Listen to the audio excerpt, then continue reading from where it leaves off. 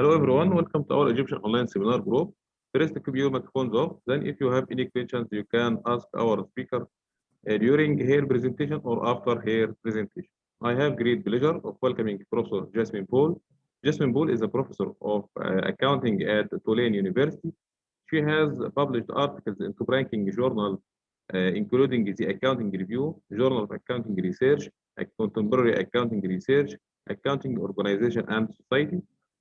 Her research has significantly impacted the accounting and the business community. She is high ranked in the Managerial Accounting Research category based on publications in top journals. Professor Jasmijn has received several awards for her research, among which the notable contributions to Management Accounting Literature Award presented by the American Accounting Association, and the Best Early Career Researcher in Management Accounting, also awarded by the American Accounting Association. Her research has also been funded by several institutions like the IMA, CIMA. Now we will start our seminar with Professor Jasmijn Bol. Yes, thank you. Thank you for the invitation. I'm looking forward to sharing my work with you all. Before I share the screen, I would like to introduce Serena Loftus. She is my co-author on this project, and maybe you can say hi or else they won't see you, I think. Hi, everyone. Yes. I'm Serena.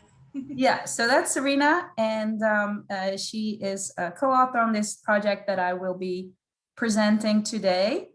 I'm very excited about it. We've been working on it for quite some time, and we believe that it is a really useful project, and I'll explain why that is so. So before I start talking about what we do, I just wanted to talk about some definitions so that we're all on the same page, right? So we're going to be talking about management controls and management control systems. We define them very consistent with the literature. Wait, move this, yes.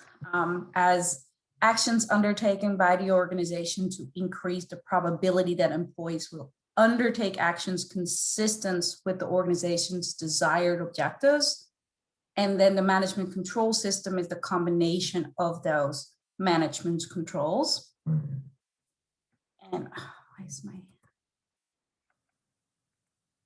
sorry, it is not, oh yeah, there we go.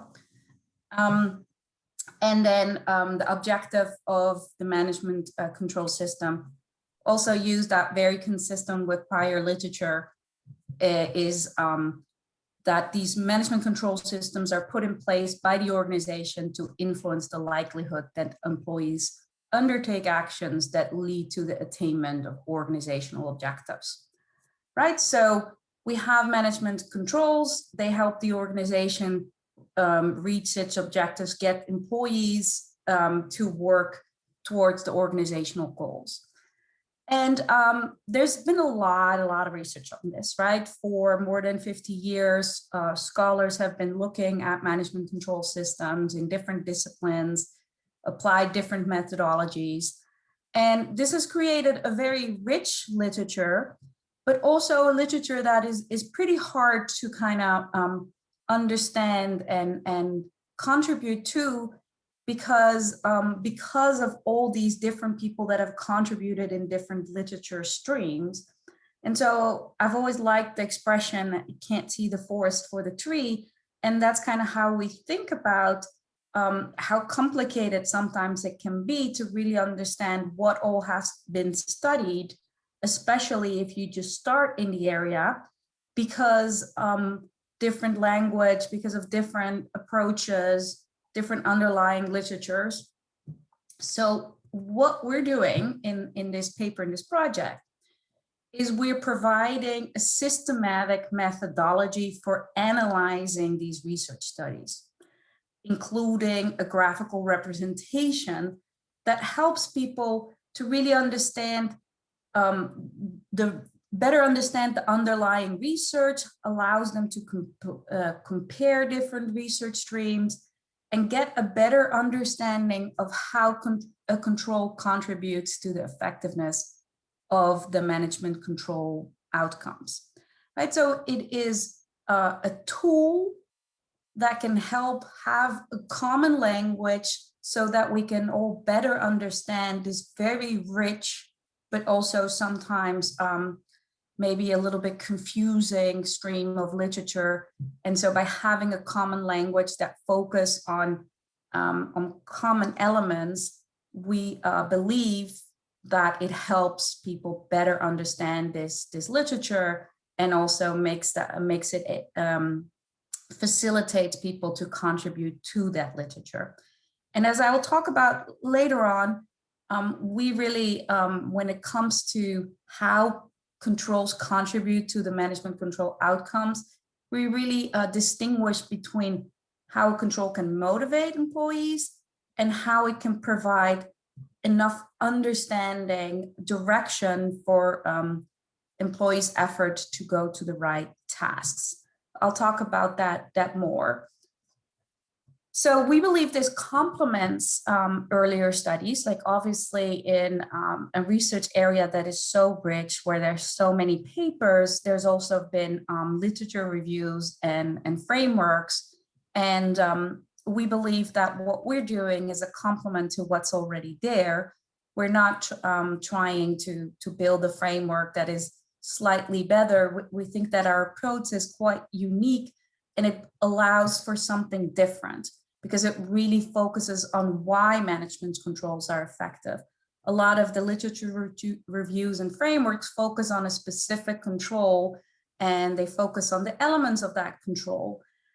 So you do understand that control better, but it doesn't provide as much insight in why that management control, how that operates in the management control system and influences the effectiveness. Because we have a structural analysis, a structural approach, we make sure that all elements are recognized, not just the specific elements of the framework, thereby giving kind of a holistic view of why the control system works. And I'll talk more about that when I explain the framework. I just want to make sure that everybody understands that we are relying on earlier work, on earlier frameworks, but we feel that there is a distinct contribution beyond what is there at the moment, because of all the insights that I will talk about that our approach provides. And one might wonder, like, why now? Why? Well, we believe that it's very critical to provide this approach, not just because the literature has gotten at this point where it's just very dense and hard to kind of get a good overview of all that is done and all the insights that we collectively have provided. But at this point in time, we also see that in the modern economies, employee preferences have changed, and earlier frameworks are very focused on kind of the traditional firms and not so much on these modern economy where there's a lot of knowledge workers and need for creativity. And so we believe, let me first talk a little bit about those employee preferences. Just to give you some ideas of what we're talking about when we say changing employee preferences. If you ask people, surveys that happened 20 years ago, right? Attractive fixed pay, job security were really the number one things that employees appreciated and was a factor for their job happiness. And currently, number one is appreciation for work. Right, that wasn't considered a big factor in job happiness, but now employees want that. If they're not if they don't get appreciation, they don't feel very happy in their job, even if they have the fixed salary and the job security.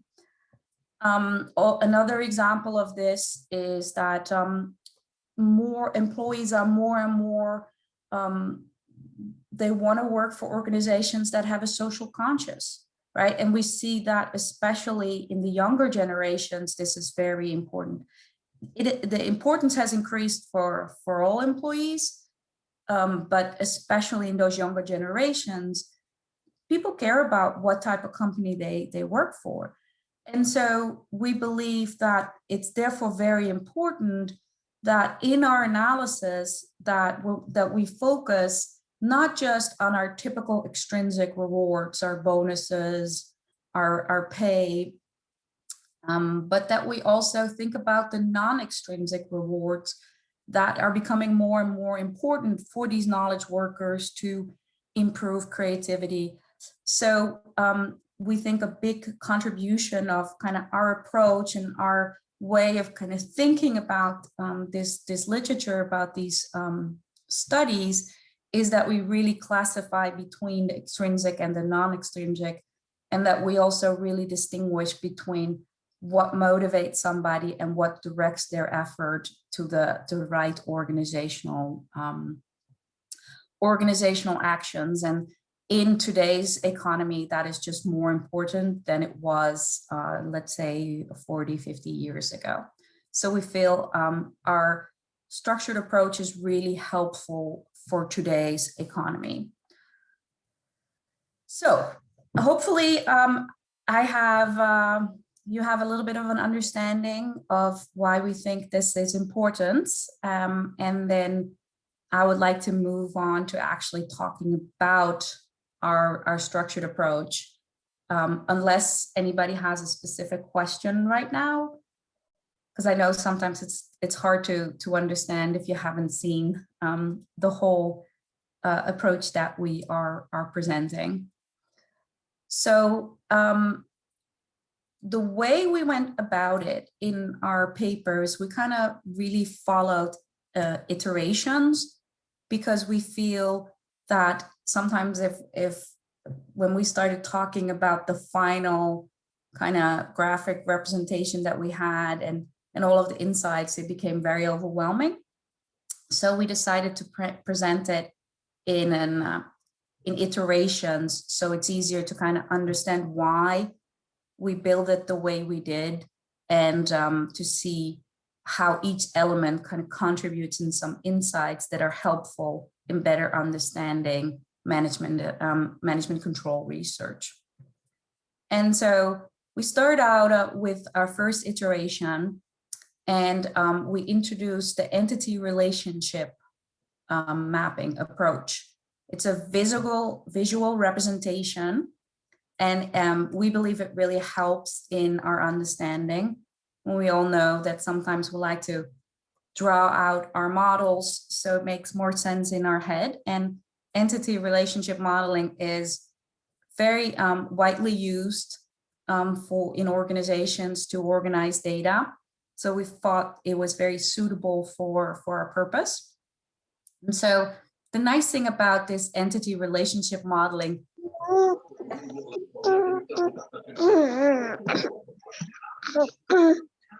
that a question, or somebody pressed, somebody unmuted?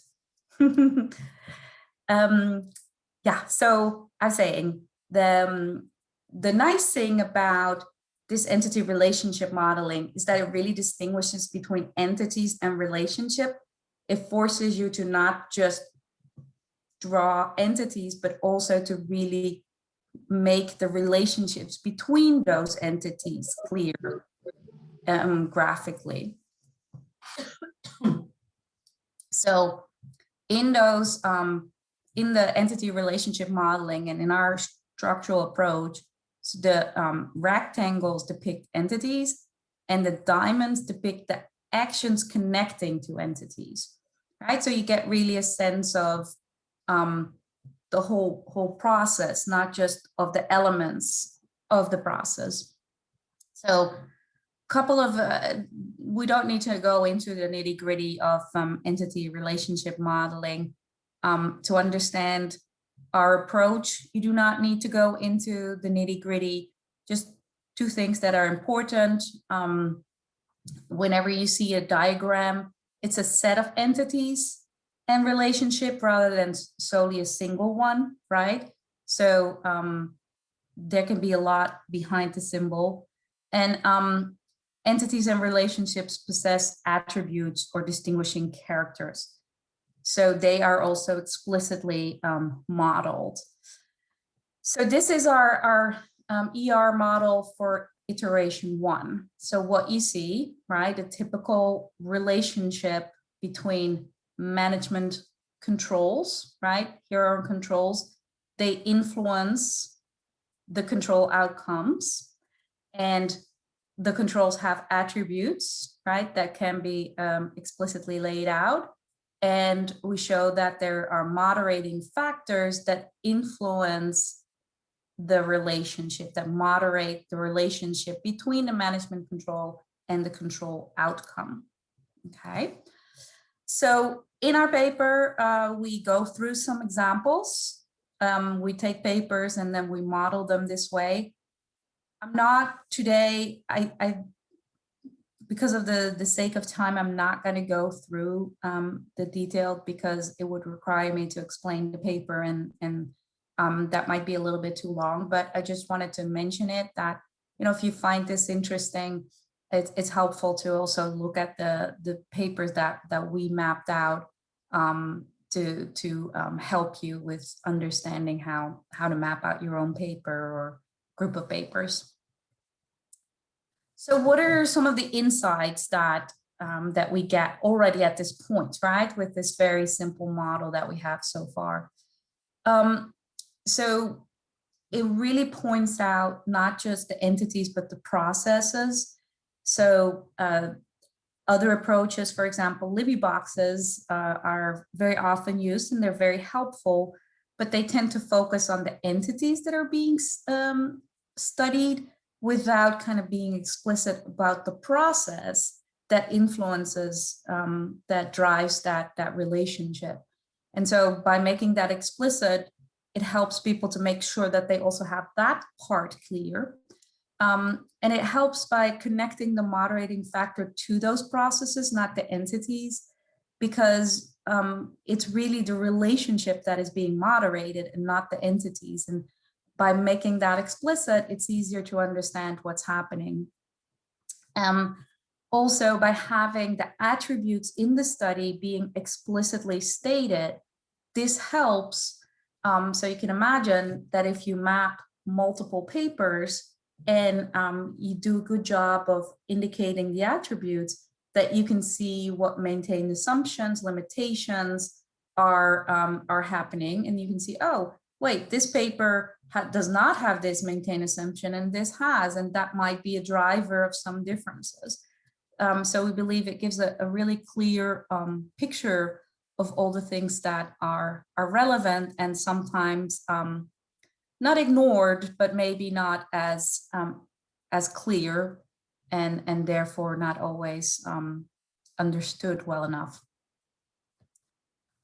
So we believe that this already really helps kind of really understand a single research study, but we're obviously not happy at this point because we feel that it's going to be hard to use iteration 1 to look at multiple studies, because the process, the influencing process, can be so different in different studies, and it will be hard, even if you map it out, that you would see and understand all of those differences. And again, like a good example of this is the difference between Loftus and Tanlu and Tufkov, but I'm not going to go into the details, but it really shows that when you map them out, a lot of the things being studied, they're similar, but the process that they're interested in is very different. And that's not really coming to, you can't really appreciate that yet. So that's why for our second iteration, we really wanted to focus on the processes, and we wanted to categorize the processes in a way that one could map out multiple papers and see what parts of the relationships are the same and what parts are different between different control entities. So we start focusing on the processes, and we'll go back to the definition of management control systems, right, and their purpose. And so consistent with earlier literature, we really distinguish two roles: the activation of effort and the directing of effort, right? So if your management control system is working perfectly, what you will see is that people, you know, give you effort, right? They come to your company and they want to work. And the second part is that they work on the task that you want them to work on, right? So that's the distinction. So we're first going to focus on the activation, right? And so this motivation, inspiring employees to exert effort, right, is going to be the first part. And we rely on expectancy theory. We argue that employees will exert effort to earn different types of desirable rewards, right? And so the management control system activates effort by providing opportunities to accrue desirable rewards, right? So think about it, why if there's an opportunity to earn a bonus when you do certain things, then that motivates you to put effort into those things because you like the reward of the bonus, right? I'm sure we're all familiar with that. But so there are lots of rewards. And so what we did is we categorized based on key attributes of those rewards, right? To really get an understanding of why do people get motivated through this control. And so we identify 6 reward types. And of those 6 reward types, the first one is extrinsic, right? A lot of research has focused on extrinsic, but we also distinguish non-extrinsic feeling-based rewards, and I'll talk more about that later. Especially one of the, I think the key contributions of our approach is really distinguishing between non-extrinsic feeling-based rewards. We feel this is very important. They're often kind of, you know, put in the same group. Oh, it's not money and, you know, everything else. But the way these rewards function, the type of controls that you put in, that you use in your organization to get these different types of rewards are very different. So we believe it's really important to distinguish between, not just between extrinsic and non-extrinsic, but also between extrinsic and feeling-based within the feeling-based. So let me go through how we categorize these different rewards. So first one, extrinsic, right? And I mean, I don't think I need to go into too much detail here because we've all, you know, have seen studies about bonuses and etc. But what I do, here's some of the examples. So what I do want to point out is that we really see this very broad, right? This is not just money. It can also be things like skill development, flexible work hours, things like that. One should really think about this as very broadly, especially with younger generation employees. Lots of studies show that things like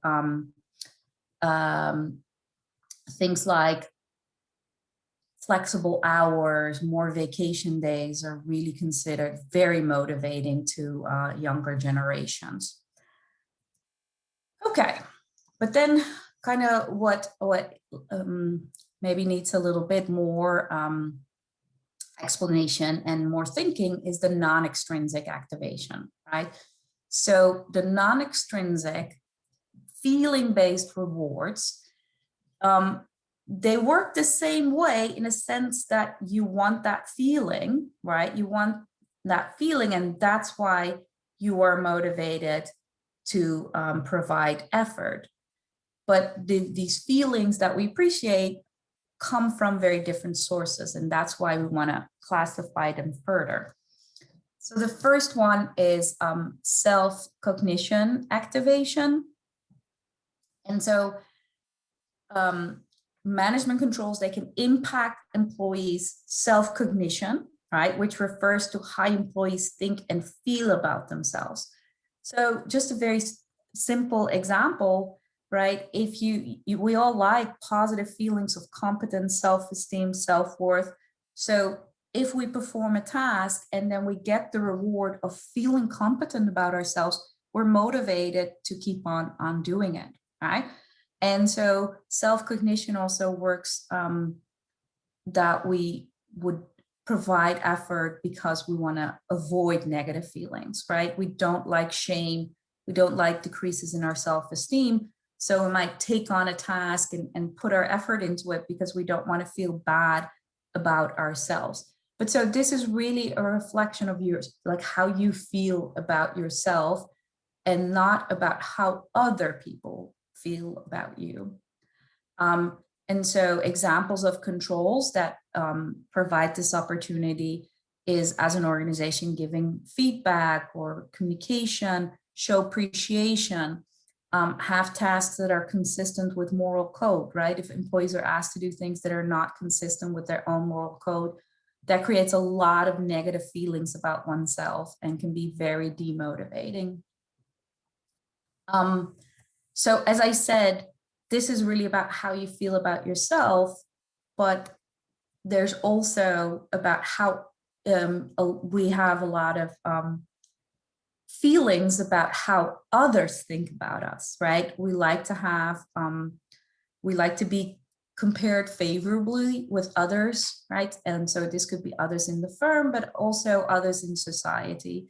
We like the feeling of having a status, a superiority, winning, right? These are all things that that we appreciate and would work hard for to obtain that feeling. And so the organization can implement controls that activate this need, this desire for status. So competitions, tournaments, right? We've seen those in organizations. But public recognition can be very important. Corner office, private parking, all of these have been used in the past to really provide status to somebody, and therefore providing motivation beyond just the official value of the parking space. And so I want to point out at this point that a control can have multiple effects, right? A control can motivate effort, not just because it provides status, but also because it provides self-cognition, that it provides extrinsic rewards, right? So if we take, for example, a public recognition of accomplishments, right? You see it influences self-cognition, but it also influences status. We take the private. Question from Professor Robert Blomfield. Yeah, Jasmine, I have a question. Yeah, hi, how are you?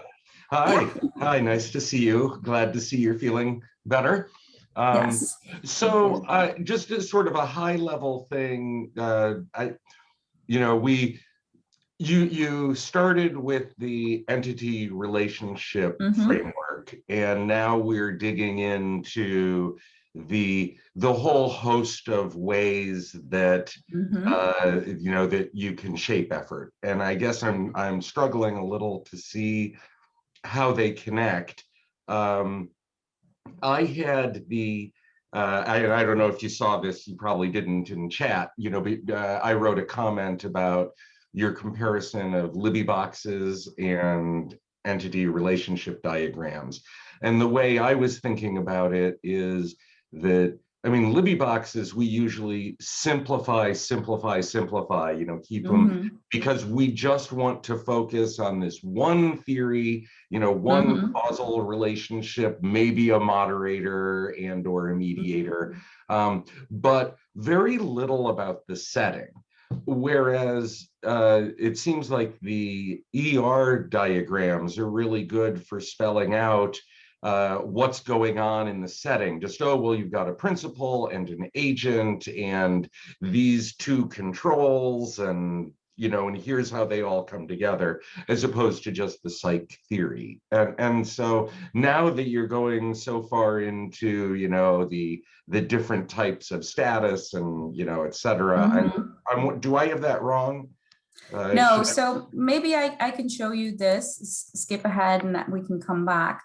But so why we're like making this categorization is because that influencing process, right, that we just called the influencing process, we now categorize it in these different, we have these different categories so that the model doesn't just show like, oh, the management control influences the control outcome, but it also shows why. Why does the control influence that outcome, right? And so we just wanted to make sure that everybody kind of understand these different boxes and why we made those categorizations. But so what you then see, right, is, for example, you map a management control and you're really interested in your study about the extrinsic, right? And how the fact that it's a tournament and you provide a bonus, how that works on motivation. That's maybe what your study is about. But you find different things than Serena in her study. But then when you map out maybe Serena's study, you see that Serena's really focused on the status, right? So in her setting, there might be a lot of motivation through status, a lot of motivation through self-cognition, and through extrinsics. You might focus on all three and find that, yes, that tournament worked really well for the top, but there were a lot of people that had such a negative self-cognition because of the tournament, because everybody was saying, oh, Bob did such a bad job, and now Bob doesn't want to work for the company anymore. And so that becomes apparent by not just looking at what the extrinsic does for the company, but also how the control influences self-cognition. And so we believe by really understanding why a tournament leads to outcomes, right? And especially in modern words where, we really see more and more role for those other processes, right? Other ways that the control influences employee behavior, is mapping that out and making that explicit really allows you to compare different studies, right? And understand why you might have different results. So okay. I'm really happy with your question, because I think maybe sometimes, that's why people don't see the value of our model, because, we feel that we need to explain it, right? But maybe people get a little bit lost. Yeah. Let me try this interpretation. That this was, I think, very helpful. Let me try this. That Libby boxes spell out the causal constructs for one study, and what you're saying is, oh, really?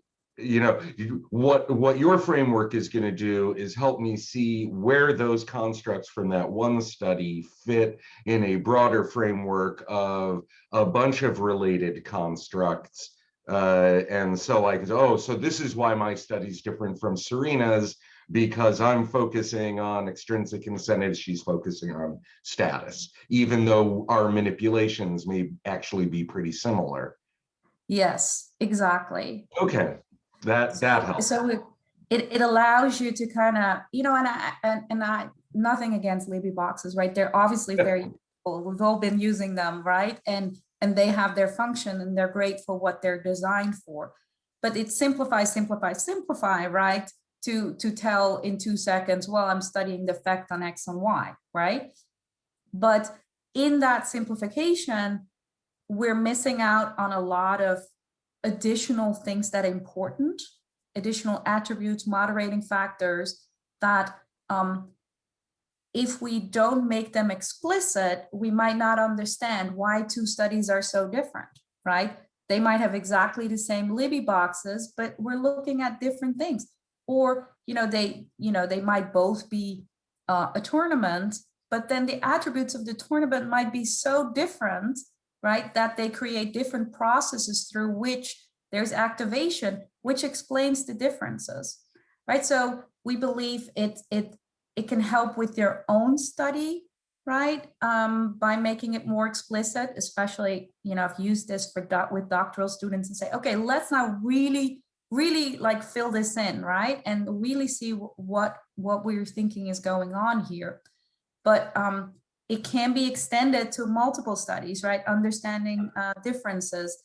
It can be extended to not just studying one control, but studying a management control system, right? So at this organization, if we have tournaments and we have a strong corporate culture and we have selection controls, how do the different controls operate next to each other, right? So there are different ways of using this structural approach, but it all comes down to giving more flavor to what's going on by really focusing on why does the management control influence the management outcome, and then being able to either look at multiple controls or multiple papers in which this has been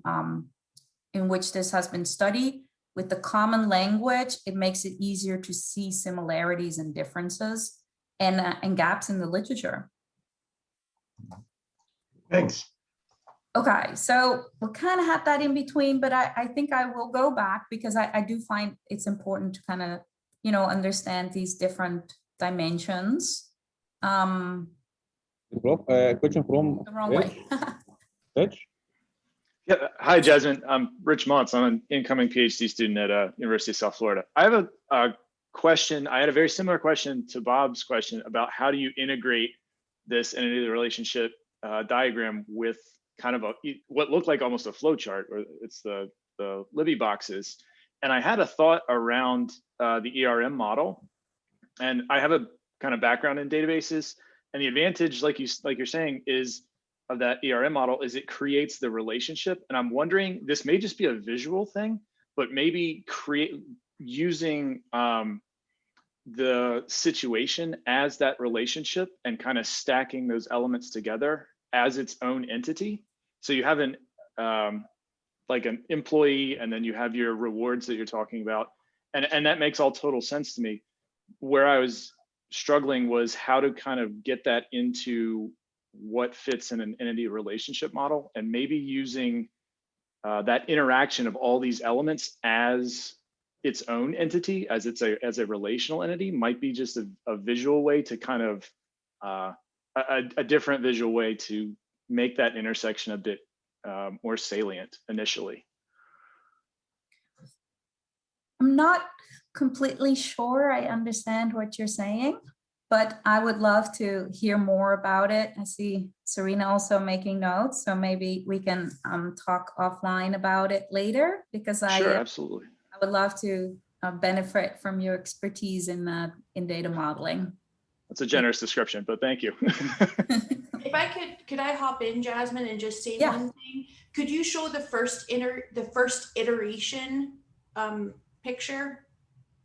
So Rich, I think that I understand what you're saying. And so if you look at this iteration, that's actually what we're trying to do, the way you described, where we're thinking of this influencing process relationship as kind of a vector of all possible interactions. And what we are trying to do in the second iteration is say, well, what are the most frequently used ones that have been studied so far in the literature, so that it will enable better comparison. So it may be that we are not doing a good job emphasizing that we're trying to expand that vector and also create a categorization in our second iteration. But I think you're right on point that we're trying to depict this influencing process diamond as that kind of master relationship that we're going to flesh out more fully to allow for comparisons and further iterations. Awesome. That makes total sense. I'd love to speak offline. I don't want to take up too much time. Yeah, but that would be thank great. you. Thank you. That helps.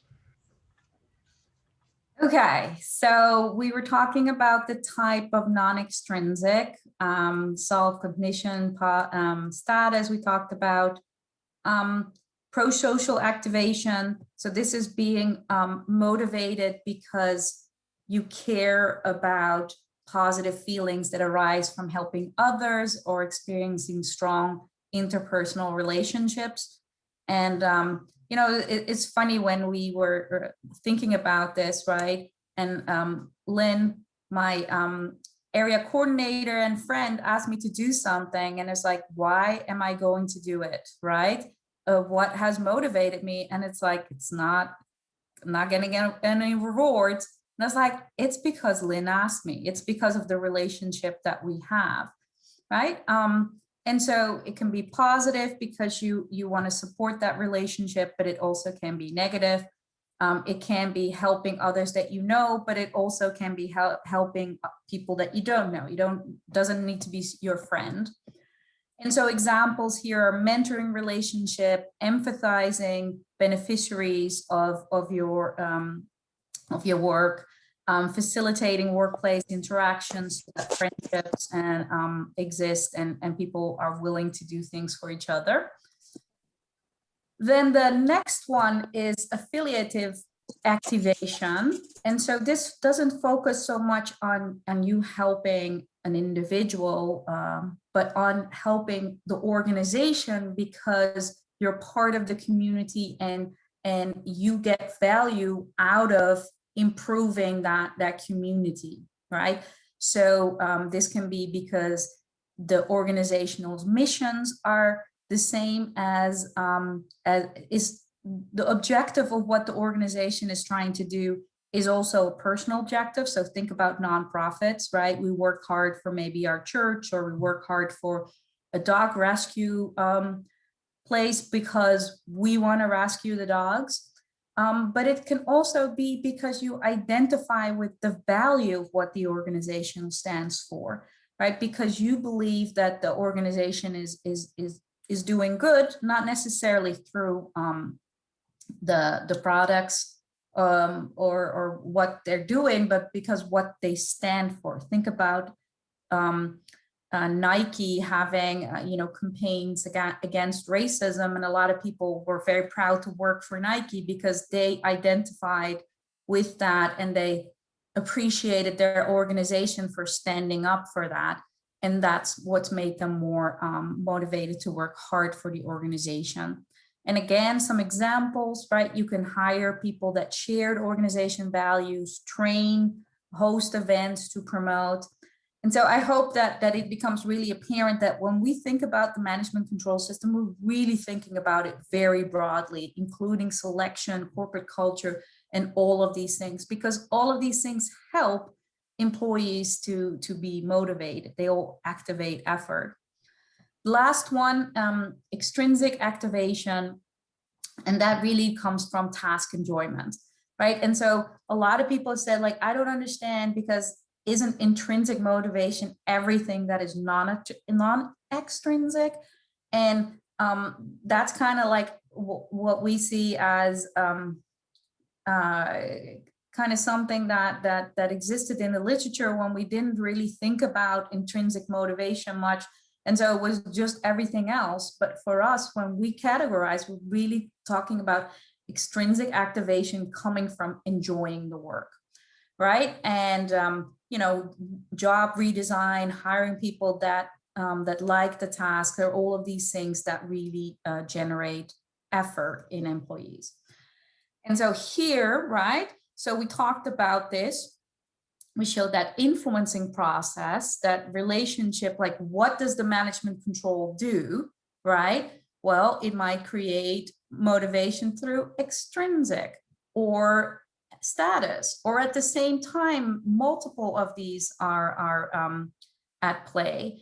And so when you see here, we mapped a paper, you see, oh, here, extrinsic plays a role, self-cognition plays a role, intrinsic, prosocial is not examined, not relevant in this study, status is not, affiliation is not, right? So it gives you kind of what's being studied, relative performance feedback, some of the attributes that are important, a moderating factor, and how this relative performance feedback influences the outcome.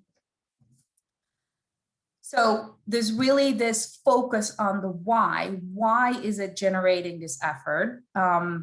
And so we talked about how a control can have multiple ways of activating effort that now become very apparent, and allows you to not just look at a single control, but compare studies. So it can highlight conflicting findings and help identify boundary conditions, like gaps in the literature. So, but I don't know if you recall, but we said, well, effective controls actually have two roles. They activate effort, but they also need to direct that effort, right? Because if your employees are working really hard, but on the wrong things, you're still not achieving your objectives. So what we've done is we also, right, categorized the directing process. And so maybe it is helpful to already kind of show you this for a second. So what we're saying is there are management controls, right? There's an influencing process, but that diamond that was influencing process, we just categorized the activating part of it. And now we're categorizing the directing part of it, right? And so this allows you to really explain the management control. How does it activate, if it activates? And how does it direct this effort, leading to the final management control outcome, right? So really kind of diving deep into that process in a structured way so that we can compare. So I want to provide you with some details of how we did that categorization. And again, we really relied on prior literature for this. You see that this is a very, very similar to Merchant and van der Stade's book when they talk about what's important. So we have understanding, capabilities, and preferences. And what we argue is that employees will be that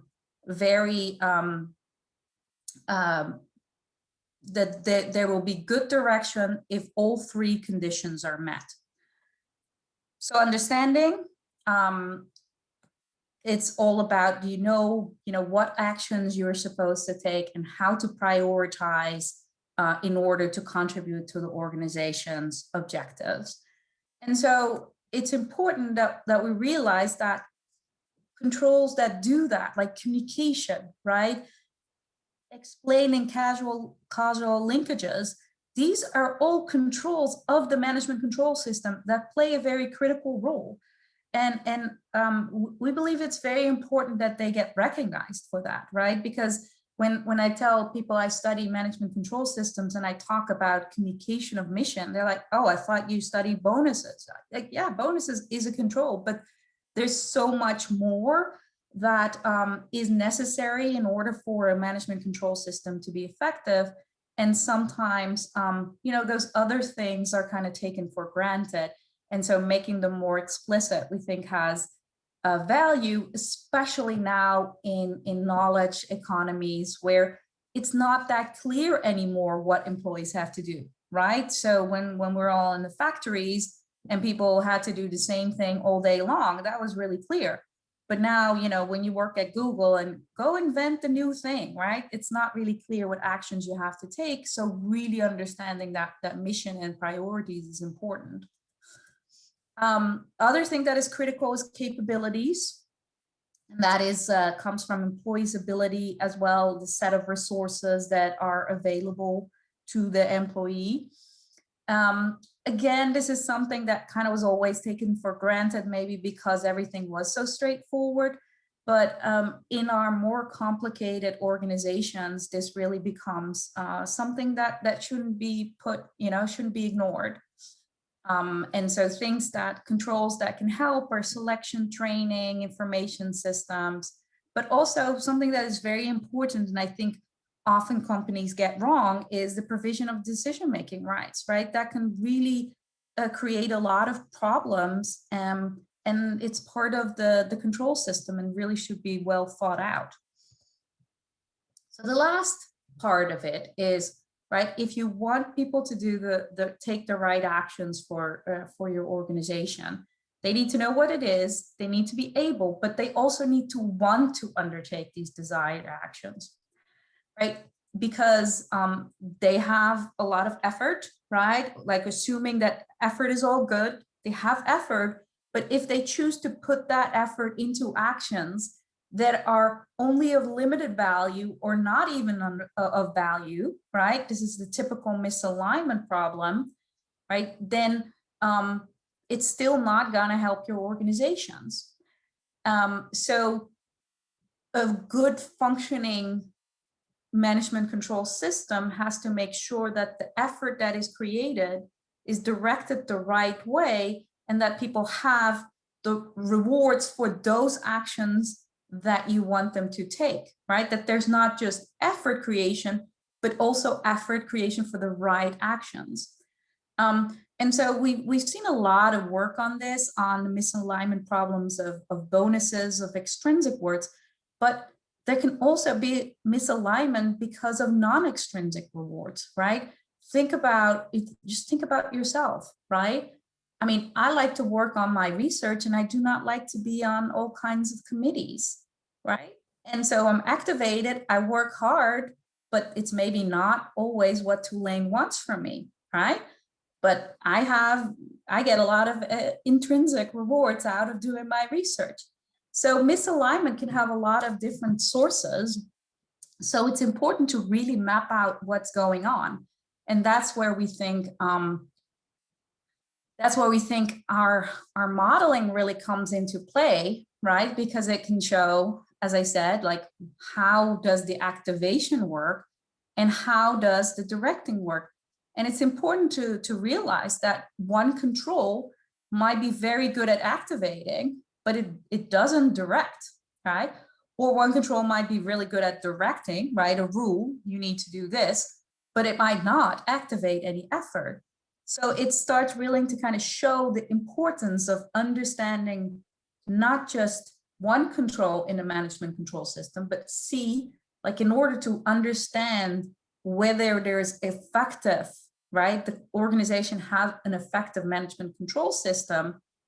We really need to make sure that when we're like all happy that there's activation, that there's also, you know, this directing going on, even if it's done by different controls, right?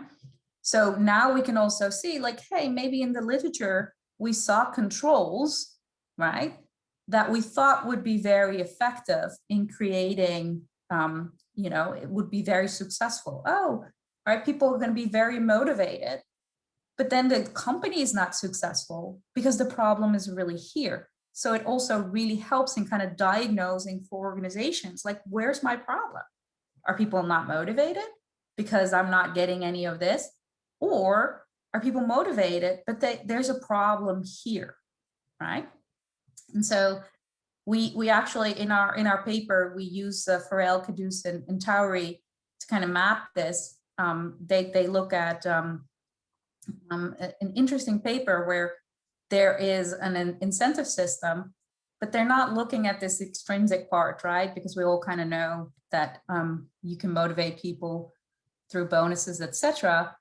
But they're looking at how different attributes of the incentive contract might have different development of understanding and of preferences, therefore leading to different management control outcomes, right? Showing the importance of these things, right? Showing that an incentive contract is not just about how it activates, but there's also the success of it also really depends on understanding and preferences, right? That's critical in their setting.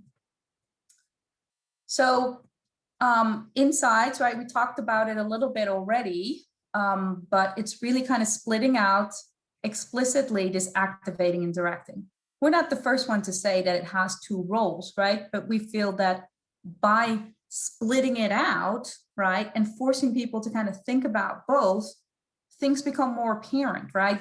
Providing that better understanding in one paper or in multiple papers. Because, you know, an organization can be not successful, right? Management control system can be ineffective, and there's several reasons for that. And really seeing that can be really helpful. Right, we also show misalignment does not only come from extrinsic rewards, right? Focusing on, you know, what other things are going on that might create this problem. And kind of really putting some more emphasis on understanding and capabilities, as I feel in our research, we haven't really spent enough time on those because it's always just taken on for granted. And so now we get to our last iteration. There's one more thing that we're going to add, and that's really this idea of controls do not operate in a vacuum, right? I already talked about this a little bit. Is, you know, your control might be perfectly fine in what it's designed for, but because other things are going on in the organization, it might not be working.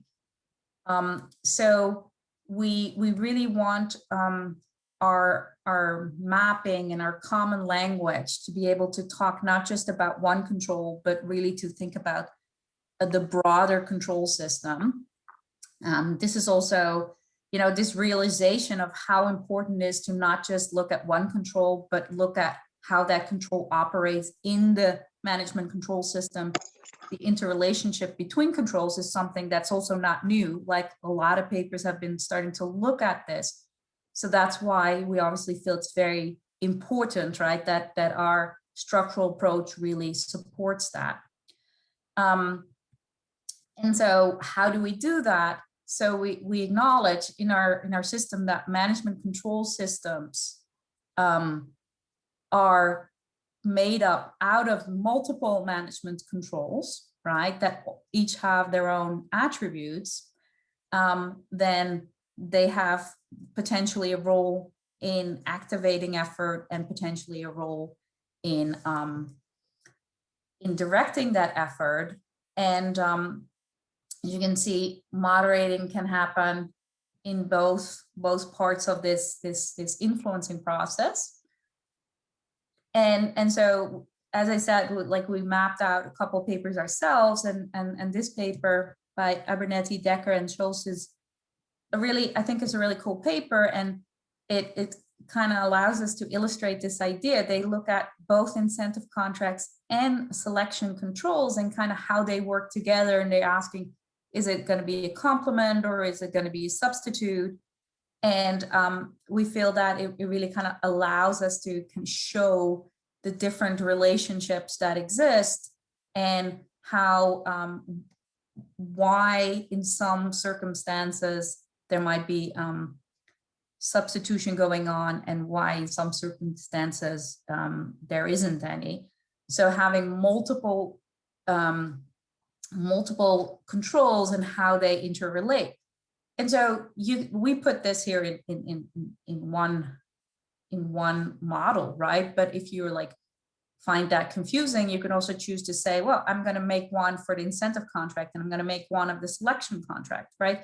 So the idea is that you really try to figure out why each control works and what it contributes, and then see if there might be problems because of the way controls interact, right? So allows for clear identification of these relationships, potential contradictions, misalignments, because, you know, one could imagine that if on the one hand you have a management control system that's very focused on extrinsic rewards, and on the other hand you're building this whole corporate culture where it's all about, you know, be part of this, how each are perfectly fine by itself, but then when they work together, it's not really working for the organization.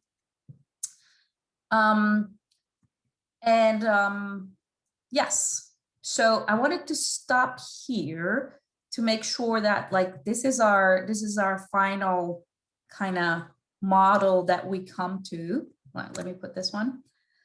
And see if there are any questions at this point before I move to what we see as some future research opportunities based off what we done here. A question from dear Professor Robert Kaplan from Harvard Business School. You are very, very welcome. Yeah, so hi, Jasmine. I've been Hi. following you anonymously here with my microphone also. Thank you for this. So let me stop you here because I'm actually confused on your iterations. I don't know whether the iterations are autobiographical, that you and Serena are giving us the diary of how you came to understand this, or whether the iterations are something that you're advocating that we follow. Because I would not have presented this content in the same sequence that you did. Mm-hmm. Started with employees, which is kind of at the bottom, and how to motivate them. And I found that mostly that was kind of an expanded view of agency theory with a lot more dimension, other aspects other than extrinsic of how do we get employees to be not effort averse. So motivation is how do we motivate them, and we can do it by the 6 approaches that you had, and that was all fine. But I felt that was all missing something because a lot of the employees they're willing to do what you tell them, just tell them what you, in effect, what you want them to accomplish. And so you started to get that into when you got to understanding. I mean, now I'm starting to relate. And I think I would have started there. I mean, the management control, you have to start with what the corporate strategy is. Where are we positioning ourselves and what are we trying to accomplish? And so to go back to a 30 or 5-year-old situation, if you're an employee at Hewlett Packard, what you want employees to do is very different than if you're an employee at Texas Instruments. One, you want them to innovate to reduce cost. Another one is to design new products. The employee doesn't really care. They'll do whatever you tell them to do, but you should tell them, how do we compete? What's our strategy? And so that, and then you have to give them the capabilities, so I would have started up there and then multiple management controls as you started to come in here and different things. And then way at the end, I would say, okay, now we have this, how do we solve the quote, if there is an agency problem, what's the best way to motivate people? Yes, I found maybe because I work from a company strategy perspective, that's the first thing I think of before I do anything. And you started from here's several dozen research papers, how do I make sense out of them? Yeah. And that led you to your iterations of how do I make sense out of all this disparate, uncoordinated and non-cumulative research papers.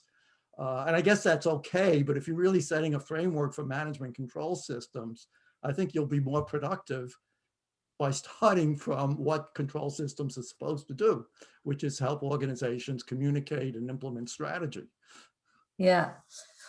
Well, thank you for your comments. I mean, obviously you have a lot of experience on how to present and think about these things. And it has been a struggle for us, right? Our ideas to really communicate them and make them as useful as they can be. So we have in our mind kind of distinguished between what we think is very helpful for the academic community and what we think is helpful for managers. And when we want to communicate to managers and want to help them analyze their control system, we do present it very differently, right? But ultimately, if we want to guide researchers, we should guide them to do things that matter to the companies they're doing research on, which is how do they help the companies, communicate and implement their strategies and visions. And let them see where their paper fits within that framework. And making a contribution. And so the reason that we went with the iterative approach is because when we tried to kind of lay it out in one kind of go, we had a lot of communication problems, and we really had people not seeing what we tried to do. And that's kind of how we started to kind of like build it up for people to understand. And you know, like we don't know if that's the best, but that's kind of when we started doing that, people started to understand better what we were trying to do. So, but you know, we're definitely not married to it in any way, right?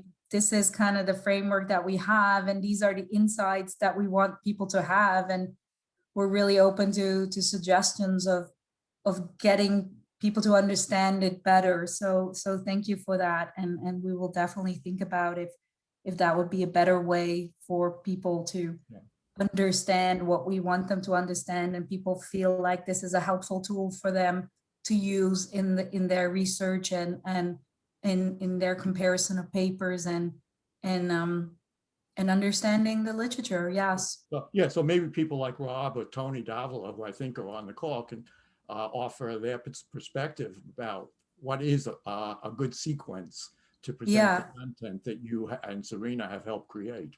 Yeah, I mean, we would love to have you know, anybody's insights into that, because it's been a struggle, right? We've already had these dimensions and these thoughts for a long time, and the paper has constantly kind of changed because we're struggling with how do we get this across that people understand what's going on, and that is as useful as it can be. So, you know, if anybody would like to comment on it now or give us feedback or advice later on, that would really be appreciated. I feel after doing this job for doing research for 20 years, I have a really good understanding of how to write the typical paper, but doing this type of work has really, you know, showed that there's still so much to learn, right? So we definitely want to benefit from any advice that we can be provided, because we feel that it's been very helpful for us in our research to understand things. So we really would like it to be used by others, because we think it helps, and I think it will allow us to you know, do a lot of good research as the community. So anybody who wants to share now or later on, absolutely appreciate it. Any specific questions now? Hi, hello, Dr. Bol and Dr. Loftus. Hi, and I just have a question about iteration 1, because for the iteration 1, you mentioned about like the entities and the relationship model. I just wonder that for the entities, what kind of a relation that they have, and what kind of build such a kind of relation, like suppliers and customers versus competitors and all the cooperators. So what kind of stuff you focus on the entities relationship? That's my question. Yeah. So our model is really specifically looking at management control systems, right? So it's not focused on controls in general in the organization, right? Because and so for everybody background, this is my former student. So it's not about the controls that the organization might have to deal with customers, and it's not about the controls that they might have to deal with like just-in-time production, right? So this is really only focused, as you see, it's already a lot, right? So we had to draw the line somewhere. It's only focused on management control systems, right? On those controls within the organization that are focused on getting the employee to work, you know, have motivation to work for the company and to direct that effort into the right actions. So anything related to customers and things like that is just not part of the scope that we're focusing on. Okay, thank you. Make sense?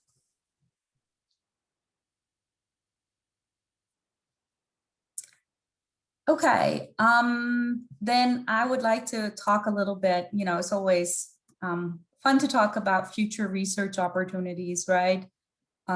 I at least always really enjoy people giving me good ideas. So we think that there's a lot of opportunities to do more work on non-extrinsic rewards, right? Like we talked about that. I mean, things are definitely changing. There's more and more work in this area, but still, like there's not enough attention. They play such an important role in organizations. They're increasingly more used, and we really need to understand them better and kind of better see how, you know, building affiliative rewards might be very different from building status rewards. Here, what we also think is that to get a better understanding of how employees are different, right? Millennial working at Google is going to be very different from a baby boomer that is working at FedEx, for example, right? And so how do personalities, generation, and background influence what motivates employees? And then following from that, to what extent do we want to customize our management control system, right? You've seen a lot of organizations, they get a new incentive system and they use it for their entire organization. And it might work really well for certain parts, for certain people, but not for others, right? And so there is a question like, how far do you want to go? I mean, obviously you don't want to have an incentive system that is individualized, but does it make sense to, you know, say certain departments, we're going to work with this type of system, other departments, we're going to do other things, right? So there's still a lot of questions there. We also spoke about the directing role, right? And how we feel that that part has been kind of taken for granted in a lot of research, kind of not gotten a lot of attention. We have so many papers that focus on the misalignment of bonuses and other extrinsic rewards. And obviously they're all very valuable and has provided us with a lot of insights. But I think to get a better overall idea, I think it's also really important to think about how non-extrinsic rewards like task enjoyment can really lead to misalignment. I think more research on understanding and capability is important.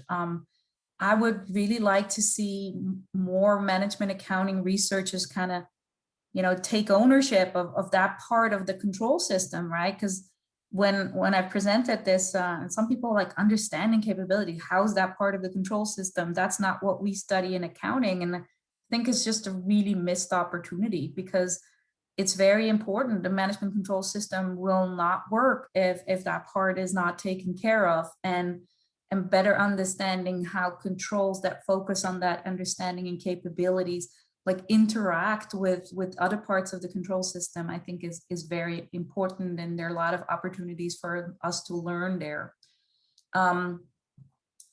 Also, the difference between having positive control outcomes and achievement of organizational objectives, right? In a lot of our studies, we have employee satisfaction. It improves employee satisfaction, but employee satisfaction is not yet organizational. That's not the organizational objective, right? And better understanding how these things relate and those relationships, I think there's also a lot of value there. And, you know, don't get me wrong, this is obviously complicated to do. A lot of my studies also stop at employee motivation or at satisfaction or retention, because it's really hard to go beyond that. But it'd be definitely interesting if there would be more focus on that.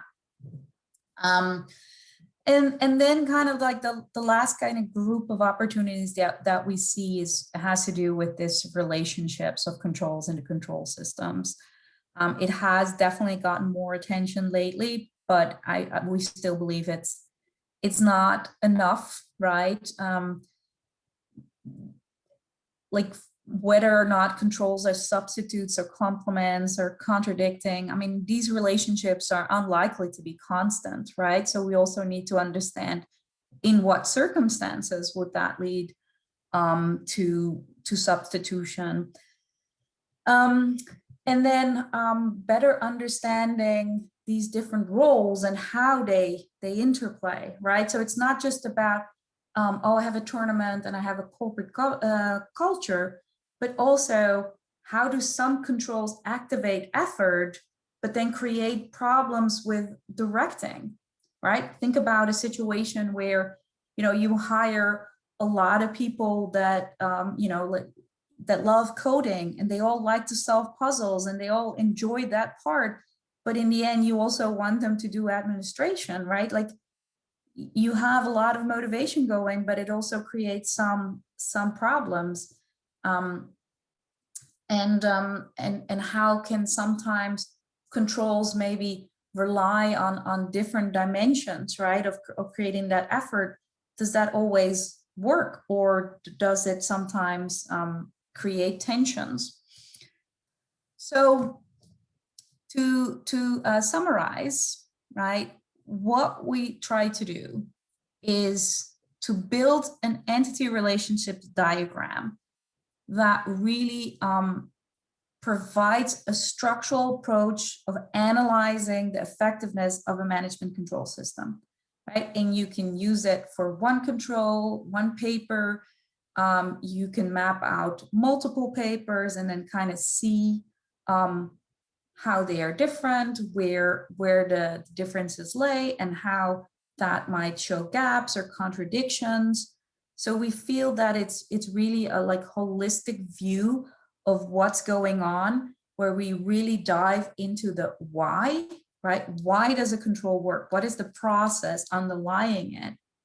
And that through the categorization of that process, we speak a common language and better be able to compare between papers and get increased insights. So we think it provides a very holistic view.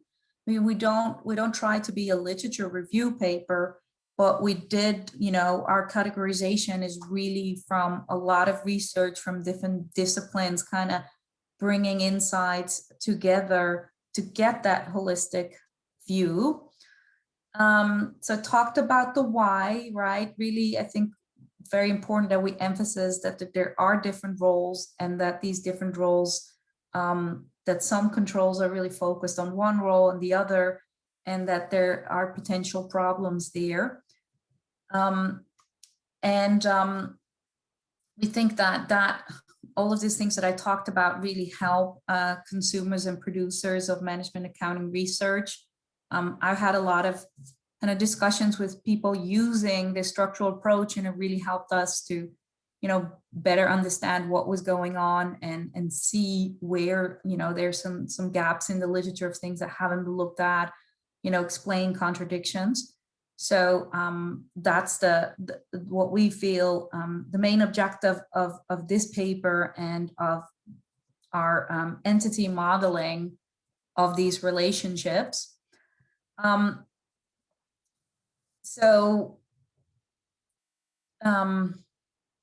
I think I already talked about the individual research, multiple, right, and summarizing the literature. We also think that this is a very effective way for organizations to think about their effectiveness, right? To use this type of thinking of thinking about, are my employees motivated? Am I directing them to the right actions? Like, if I don't feel my management system is effective, right? Where does the pain come from? Is it from my employees not being motivated, or is it from them being motivated but not focusing on the right task? Or maybe they're both a problem. So we feel it helps provide insights. I do totally agree that with Bob Kaplan, that the way we present it now, like in this diagram, that's not how we present it to managers. We feel like the insights from this are very useful, but probably the way that the entity model is set up is not designed for managers. you know, the thinking of the categorization of the processes and distinction of the roles we feel is very helpful. And I think it also helps managers kind of think about their employees and how it activates their effort, their employees' efforts, right? So we had some very interesting discussions with managers where we asked them to, like, who are your employees and what do you think is important in your attempts to motivate them? Are you really using the right controls for you? And so we hope to also kind of provide one day a tool that focuses more on managers' needs, which will look different. So I think that's it for me, and I'll be very happy to answer any questions about what we presented to you. Thank you very much, dear Professor Jasmijn, for your contribution and your effort. It's really excellent presentation. Thank you very much. Now, if anybody have any questions, you can open your mic and ask your question.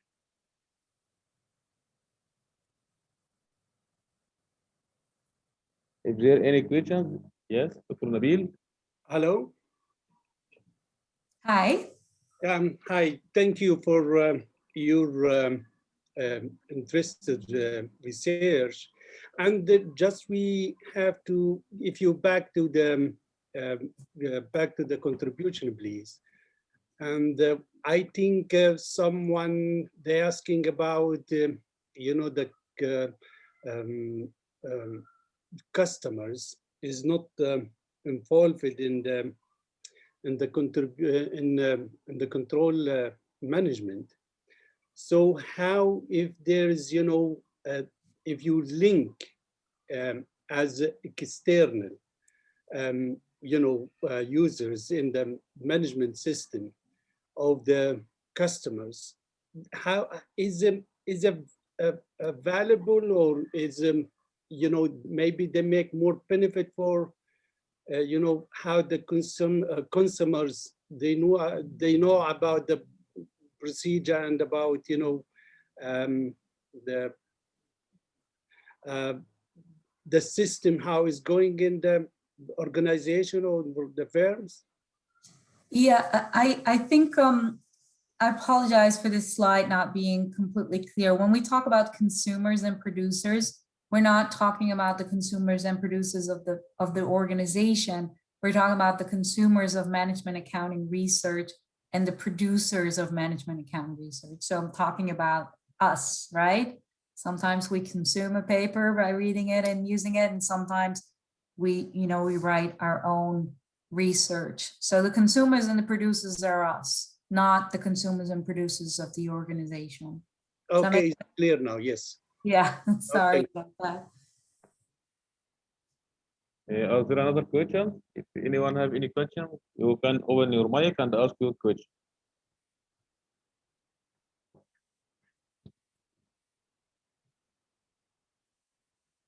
I think that you have done very well with answering a lot of questions there, dear Professor Jasmijn. So thank you very much. So all that remains for me to say is thank you everyone that joined us, and I thank you very much for taking the time out to present to us today, dear Professor Jasmijn. It's been really appreciated. Thank you very much. Yes, thank you. And anybody would like a draft, they can email us, and any feedback that you have is very much appreciated. Thank you very much so much.